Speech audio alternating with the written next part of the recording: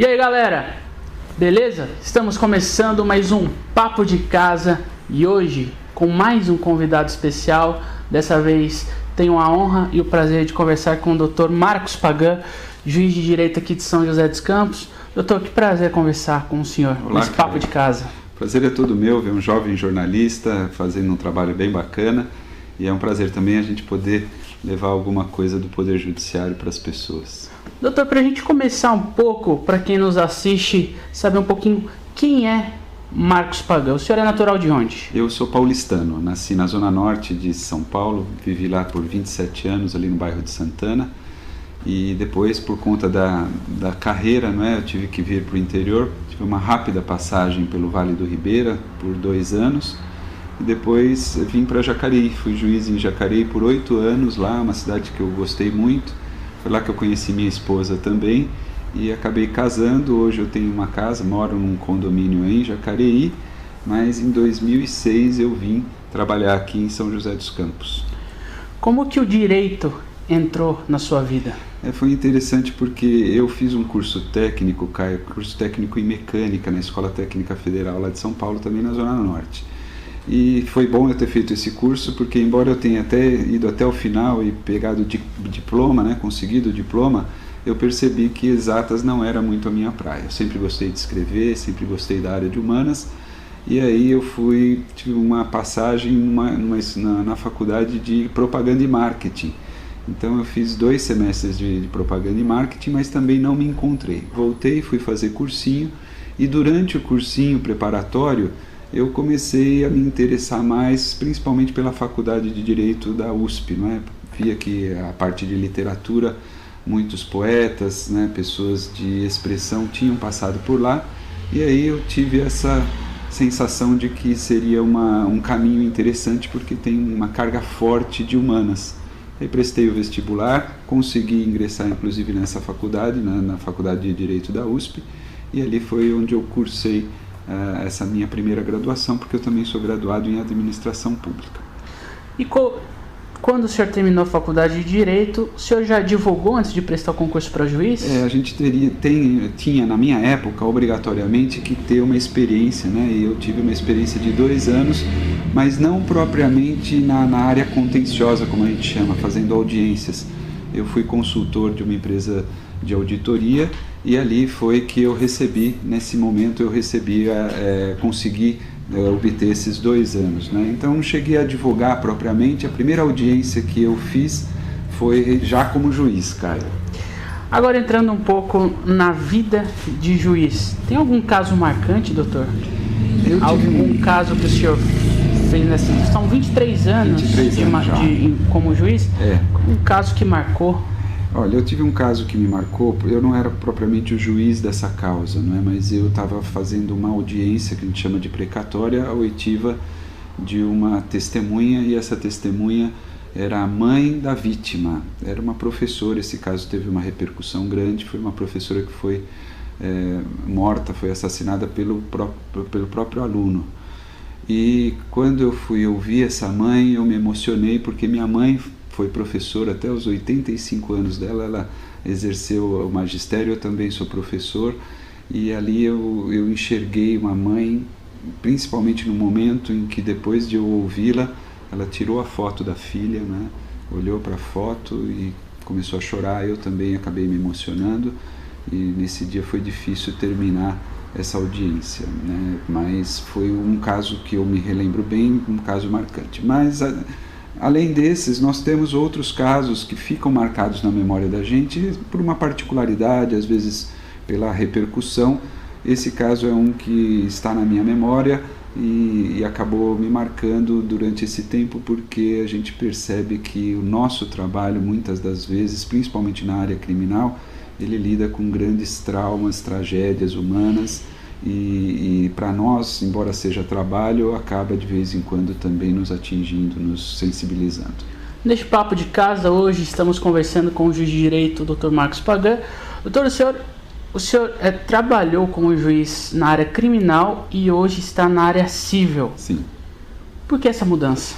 Eu sempre gostei mais da área civil desde da época que eu estudava, né? Eu gosto também da área criminal, ela é importante porque ela nos dá uma base muito boa, mas o juiz, quando passa no concurso, ele é um clínico geral. A gente faz direito de família, direito criminal, direito civil, direito de pequenas causas, que é o que eu estou hoje, direito público, e a gente vai de alguma forma se acomodando, né? Vendo as nossas preferências. Desde a faculdade eu já gostava, e depois dessa passagem pela área criminal, aí também outras circunstâncias de carreira. Abri uma vaga aqui no Juizado Especial em São José dos Campos, era uma época boa de promoção, eu achava que também deveria já mudar não só de área, mas também de cidade, e acabei fazendo essa mudança, e hoje estou contente porque eu gosto muito dessa área, não só da área, mas também do Juizado Especial, que tem um contato muito próximo com o jurisdicionado.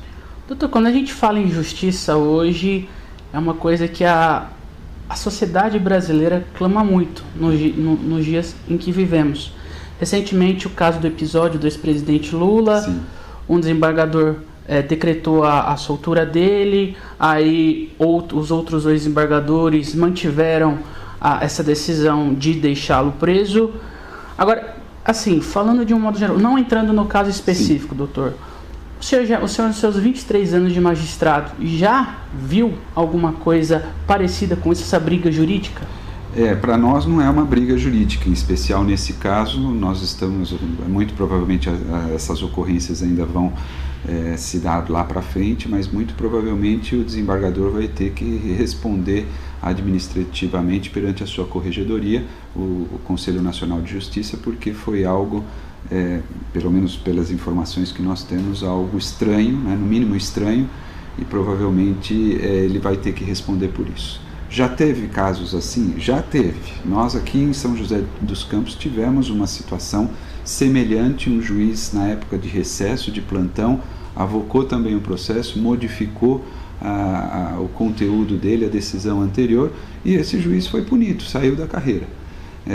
Então nós temos algumas situações, por isso que existe um regramento, existe uma norma que estabelece limites para a atuação nos plantões judiciários. Isso agora vai ficar a cargo da corregedoria e dos demais órgãos que são competentes.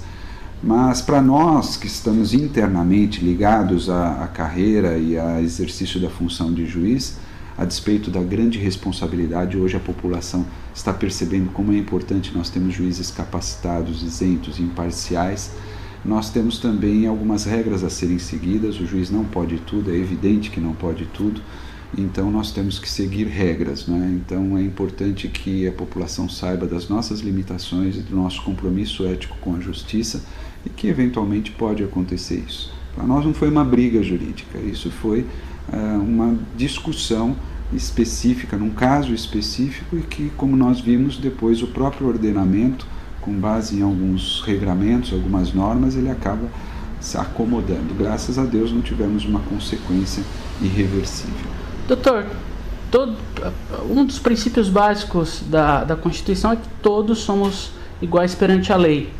Mas isso acontece realmente? Olha, Caio, quando a gente está estudando, você disse da época da faculdade, dessa época de estudos, né? É evidente que o senso comum tem essa premissa como a igualdade, não é a igualdade que a gente chama a igualdade formal, ou seja, em princípio todos são mesmo iguais perante a lei. Mas depois nós vamos perceber que essa é uma função, uma responsabilidade grande do juiz também, que essa igualdade, a igualdade ideal, não é essa igualdade formal. É tratar os iguais desigualmente na medida das suas desigualdades. Então nós precisamos ver nesse juízo de equidade o que é necessário fazer para que essa igualdade que está prevista na Constituição ela seja efetivamente implementada.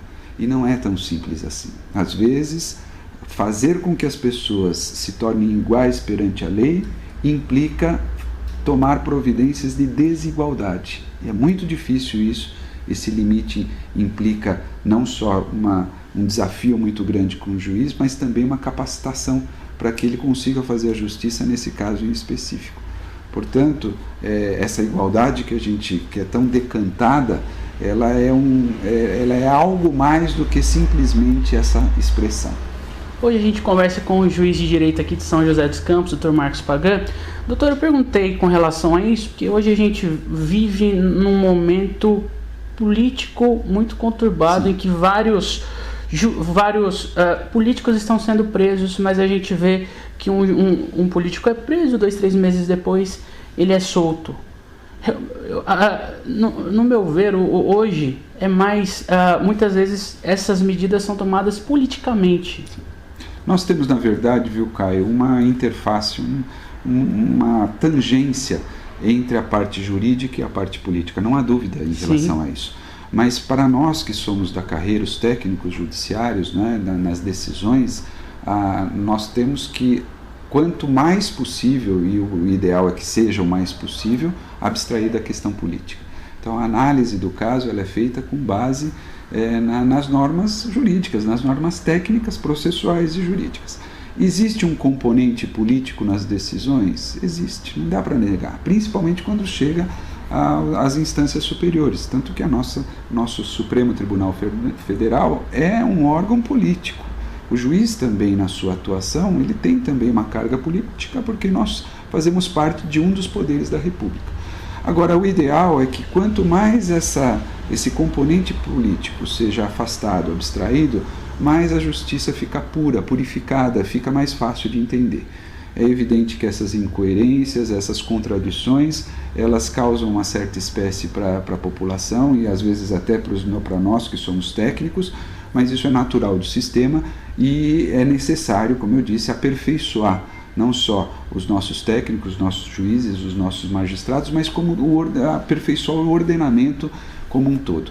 É o que está se tentando fazer, Caio, para que essa sensação que a população tenha, ela seja minimizada.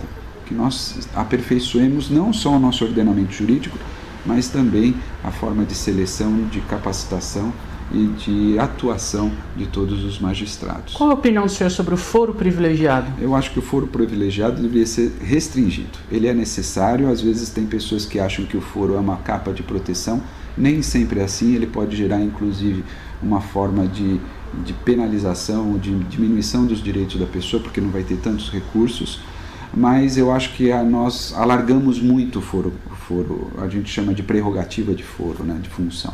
Então é necessário rever essa regra, já está começando a ser revista e ela tem que ser limitada a determinados agentes que precisam ser protegidos pelo Estado, não da forma como nós temos hoje. Doutor, hoje a gente tem uma Constituição, podemos dizer, ultrapassada, de 88? Olha, pouca gente diz isso, sabe, Caio? Pouca gente percebe que nesse momento em que o país está tentando uma releitura, está tentando se refazer, está tentando se compreender melhor e se aperfeiçoar, não vê na Constituição, na verdade, um apoio. Eu sou um dos poucos que tenho dito que nós só vamos sair dessa encruzilhada que nós estamos se nós tivermos uma revisão geral da Constituição. Então, mais do que ultrapassada, eu acho que a Constituição, hoje ela é um óbice, é um empecilho, principalmente porque é muito difícil modificá-la, né? E isso implica que haja consertos políticos que nem sempre são favoráveis, nem sempre são pertinentes. Então, o correto, a meu ver, é que nós tivéssemos uma Assembleia Nacional Constituinte, aproveitar toda a experiência que nós tivemos nesse tempo de Constituição e nas falhas que nós tivemos, né, principalmente o que nós temos visto nos últimos anos, refazer a Constituição para que em outros trilhos nós pudéssemos caminhar. Doutor, quando o senhor defere alguma sentença, é claro que o senhor tem que levar à luz o que é a lei até o limite que o senhor pode ir. Mas teve algum caso que o senhor se arrependeu de alguma sentença que o senhor tenha dado, que o senhor achou que deveria ser mais branda ou mais forte essa sentença? Caio, essa pergunta é interessante porque, via de regra, pelo menos para mim, não é um cargo, não é um peso muito forte eu decidir. A decisão para mim ela é inerente, ela vem baseada nos estudos, na lei, né, como você disse, também nas provas que são produzidas, e normalmente ela sai automático, né? Às vezes a gente vai revendo alguns posicionamentos, mas isso é natural.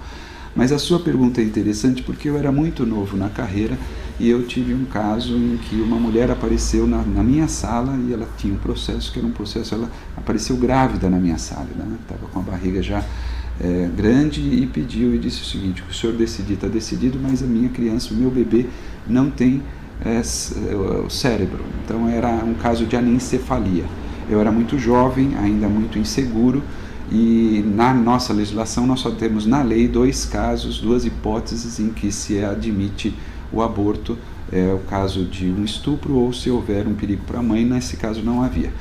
E eu acabei negando a ela o direito de abortar, até por conta de um componente religioso e também olhando para a lei de uma forma muito fria. Eu me arrependi. Deveria ter sido mais corajoso, mais firme, não é? Havia um parecer do Ministério Público dizendo, opinando pela não concessão, mas eu acho que aquela mãe, ela foi, além de tudo, muito correta, muito ética em chegar para mim e dizer que ela iria respeitar a decisão, mas que ela precisava daquela decisão. Eu era jovem ainda, não me culpo por isso, né? Mas tempos depois o Supremo Tribunal Federal veio a alargar, criar mais uma hipótese, e essa foi a hipótese de anencefalia. Então, talvez ali me faltou um pouco de maturidade, experiência, para ter um pouquinho mais de coragem, ousadia e dar o direito de aborto. É um caso que eu me lembro de arrependimento. Há outros casos em que a gente pensa depois com outras ideias, com mais maturação. Talvez naquele caso hoje eu decidisse diferente, mas nas ocasiões, via de regra, nas ocasiões onde eu proferia a minha decisão com base no que eu tinha, com base na lógica daquelas circunstâncias, daquele momento, eu tenho muito pouca memória de arrependimentos. Doutor, hoje a justiça tem uma imagem de ser muito lenta e realmente não tem como negar. Tem processos que demoram 3, 4, 8 anos para ser transitado em julgado. O que fazer para amenizar essa demora no judiciário? Olha, nós precisamos 2 coisas nesse caso, Caio.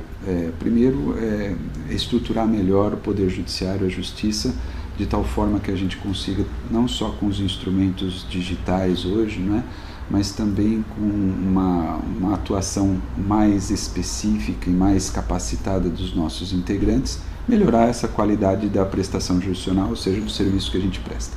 Essa é uma questão, estruturar melhor o Poder Judiciário. Mas a outra, e uma coisa está muito ligada a esta, é modificar o nosso ordenamento. Acabamos de falar da Constituição. A Constituição é uma marra importante. Nós temos casos de recursos que podem superar centenas de recursos num caso só, e isso é evidente, compromete o serviço que a gente presta. Não só isso, também o nosso ordenamento, além dele ser um ordenamento muito complexo, muito prolixo, nós temos normas e leis para qualquer coisa, né?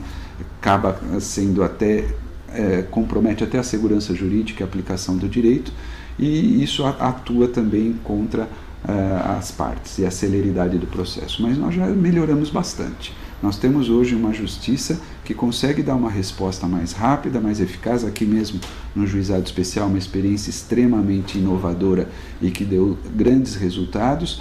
Agora, é preciso reconhecer que nós temos ainda um percentual grande de decisões que demoram, mas enxergar esses gargalos e ir até eles e tentar resolver. Por outro lado, se a gente fizer uma pesquisa, e há pesquisas mais abrangentes e mais precisas também, nós vamos ver que a maioria dos casos são resolvidos num prazo mais rápido. E a conciliação, a mediação, a conversa, o diálogo entre as partes é um caminho que o Poder Judiciário absorveu, está encampando e tem resolvido e tem ajudado bastante nessa sensação de uma justiça mais rápida. Hoje a gente conversa com o Dr. Marcos Pagan. Doutor, em outras entrevistas, o senhor falou que no mundo em que vivemos hoje, o senhor até mudou de opinião, a favor da pena de morte, em alguns casos. Sim. Eu quero emendar essa pergunta, que o senhor fale um pouco sobre a pena de morte em alguns casos, mas também falar sobre o sistema prisional brasileiro. Porque muitas vezes alguns juízes, quando vão proferir sentenças, se mandam ou não mandam tal determinada pessoa para a prisão, com relação também ao sistema prisional, se tem vaga, se não tem. Sim. Como é que o senhor vê hoje o sistema prisional e a pena de morte no país? Olha, são 2 perguntas importantes e polêmicas, inclusive, não é? E que elas carregam também uma carga de valores muito grande. Primeira observação que deve ser feita em relação ao tema da pena de morte é de que ela hoje pela nossa Constituição, ela é impossível. Nós só temos um caso de guerra, em que ela seria permitida. Fora disso, é uma cláusula pétrea. Então nós vamos discutir aqui em termos de ideias, porque pelo nosso ordenamento não há que se falar em pena de morte. E a segunda questão é a seguinte, aí eu acho que é um pouco de hipocrisia se achar, Caio, por essa experiência que a gente tem, que todas as pessoas que cometeram atos criminosos, elas são recuperáveis. Isso chega a ser uma hipocrisia mesmo. A nossa experiência mostra que há pessoas que não querem se recuperar e que elas não podem viver em sociedade. Então, em determinados casos, com critérios muito específicos, casos de reincidência para crimes gravíssimos, eu acho que deveria haver uma pena de morte, até mesmo para a questão aquilo que a gente chama da pena, que é o poder dissuasório, ou seja, o caráter preventivo, as pessoas saberem que se tiver uma situação muito grave, ela pode ser submetida à pena de morte. A segunda observação é de que nós já temos a pena de morte implementada no país, seja pelas milícias, seja pelas organizações criminosas. Dentro dos presídios. Dentro dos presídios, né? Dentro dos presídios. Hoje, em muitos casos, doutor, uma pessoa é presa, às vezes ela fica pior dentro da cadeia do que fora. É muito, muito comum isso, né? O sistema prisional, ele tem realmente esse viés, que é um viés negativo, e tem a ver com isso que eu disse, que é a ideia de que a mãe não conseguiu cuidar, a família não conseguiu educar, o Estado também não deu a educação necessária, e acha que dentro de um presídio, com aquelas condições, nós vamos transformar essa pessoa. A gente tem que ser realista em relação a isso. Alguns são realmente, por isso a gente tem que repensar também as penas que nós temos, mas é importante dizer, Caio, nesse ponto, nesse aspecto, que há muitos mitos, inverdades e manipulação de dados e de estatísticas em relação a essa questão. Essa questão é extremamente complexa. Sim. Não dá para simplificá-la e falar de pena de morte, prisão perpétua, soltar todo mundo, dizer que nós temos um encarceramento, ao mesmo tempo a gente diz, paradoxalmente, que nós temos uma impunidade muito grande. Ou seja, é preciso olhar para essa situação com a complexidade que ela tem e ver quais são os caminhos que dentro do ordenamento nós podemos criar. Agora, decisões ou soluções simplistas, se houvessem, já teriam dado efeito, né? Eu trabalho, doutor, há muitos anos na área jornalística e já entrevistei delegados, até outros juízes, que falam que mesmo em uma audiência de custódia, o menor de idade ou até o maior de idade que cometeu algum crime, às vezes, dependendo do passado dele, ele é obrigado a soltá-lo naquele momento por não ter uma vaga em prisão. Então, é isso que temos que mudar, né? Então, isso depende da população, do poder legislativo e também o judiciário tentar, né, doutor, fazer alguma coisa aí, pressionar o Congresso para tentar fazer isso. Não tenho dúvida, Caio, e hoje nós temos um momento muito importante em relação a isso, que é o momento das eleições. Sim. Mas aí nós temos, voltando aquilo lá, às vezes os deputados ou os legisladores até têm a intenção de mudar, mas tem a amarra da Constituição e a amarra também da limitação de orçamento. É muito caro cuidar de um preso e fazer com que ele se recupere. Então, por isso que eu digo, essa situação é muito complexa, essa questão é muito complexa, ela envolve temas polêmicos como menoridade penal, prisão perpétua, aplicação da lei em relação a determinados casos, quando o juiz deve soltar ou não, até mesmo a questão da pena de morte e a atuação das polícias, o crime organizado, a liberação do tráfico. Não é aqui numa mesa com os iluminados, 2 ou 3 iluminados, que nós vamos resolver essa questão de anos, né? É preciso aceitar a complexidade, a gravidade dela, as limitações que nós temos e tentar as soluções que sejam soluções adequadas com um foco político. Você falou de política, né? E vontade, né, doutor? Vontade política de resolver. Que falta vontade em Brasília para eles, às vezes. Doutor, para a gente encerrar, nós temos, como o senhor bem falou, estamos em um ano eleitoral. Sim. O senhor, em algumas eleições, também atuou como juiz eleitoral. Certo. O que o senhor pode falar? Que houve uma mudança na legislação eleitoral. O que temos para essa eleição? Olha, eu acho que houve algumas mudanças no cenário eleitoral como um todo. A primeira delas diz respeito a esses últimos anos, né? Depois da Constituição, eu vejo isso aqui no fórum também, o cidadão está muito mais bem informado do que estava antes, está mais atento e tem acesso à informação, principalmente por conta das redes sociais, da mídia, do papel da imprensa e da facilidade que hoje a internet nos proporciona e também uma elevação da cidadania das pessoas. Então esse é o primeiro aspecto. Nós temos uma realidade hoje diferenciada porque está muito difícil lidar com as regras eleitorais num cenário de redes sociais, de fake news, e essa é uma realidade nova dessas últimas eleições. A segunda questão tem a ver com desse amadurecimento político-eleitoral que nós tivemos nos últimos anos, né? Principalmente em função dessas atuações relativas à corrupção, à prisão de políticos e algumas legislações como a lei da ficha limpa, por exemplo. Então nós vamos ter que ver como é que a sociedade também vai responder a isso, quanto que a sociedade já está preparada para reconhecer nos seus políticos, naqueles que são os candidatos pretensos aos cargos públicos, como que ela vai reconhecer e estabelecer critérios para a escolha. E aí nós temos duas funções, são pilares da democracia. A responsabilidade e o papel da imprensa, tentando purificar e de alguma forma encaminhar a melhor informação e disponibilizar e melhorar a informação para os eleitores, e o papel da justiça eleitoral, também estabelecendo limites, regras, normas para que a gente possa prosseguir e ter um pleito adequado. Essas eleições são para o nosso país, Caio, decisivas. Nós estamos já há algum tempo numa crise, nós estamos relendo o nosso país e essas eleições serão para nós, para os próximos 10, 20 anos, decisivas para o caminho que nós vamos tomar. Por isso, a responsabilidade muito grande desses órgãos e também do cidadão. Então, a Justiça está preparada para atuar nessas eleições? Creio que sim. Nós estamos ainda aprendendo, principalmente com essa questão das redes sociais e dessa nova forma de ter. A justiça eleitoral é internacionalmente reconhecida como muito capaz e com uns instrumentos de vanguarda, a despeito de algumas críticas e de alguns mitos também, mas a justiça eleitoral funciona muito bem, mas ainda há que se avançar, né? Há que se avançar para que a gente possa conduzir. Mas as eleições vão caminhar, tenho plena convicção disso, vão caminhar na mais perfeita ordem. Doutor, a sociedade muitas vezes ela fica com receio da urna eletrônica. A urna eletrônica é confiável?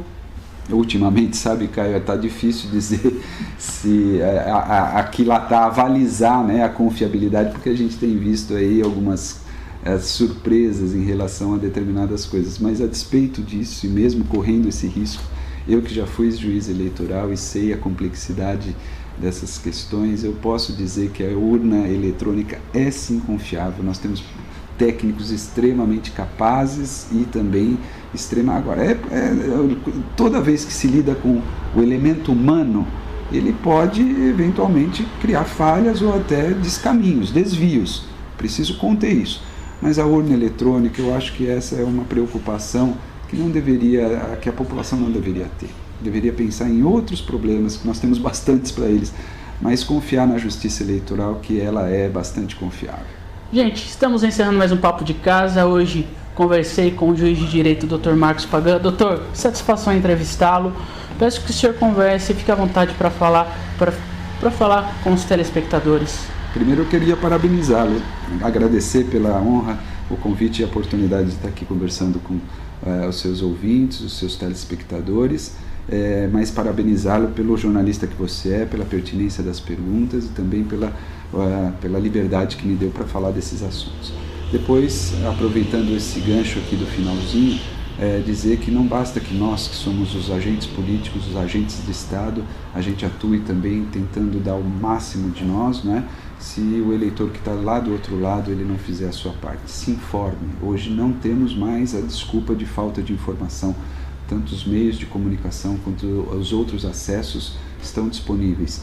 Vá atrás, estabeleça critérios adequados, não venda seu voto, não troque seu voto, pense no país, veja quais são, dentro daquela sua ideologia, da sua preferência, quais são os candidatos que estão se apresentando, avalie o passado dessa pessoa, veja em relação a determinadas questões, quais são os posicionamentos, se eles coincidem com aquilo que você entende como melhor para o país, porque o seu voto faz toda a diferença, não só na criação, né, no aperfeiçoamento do Estado, mas também no dia a dia. Quantas vezes você já percebeu que coisas relacionadas ao seu dia a dia são afetadas pela atuação dos nossos políticos? É a sua hora, é o seu momento, então valorize o seu voto.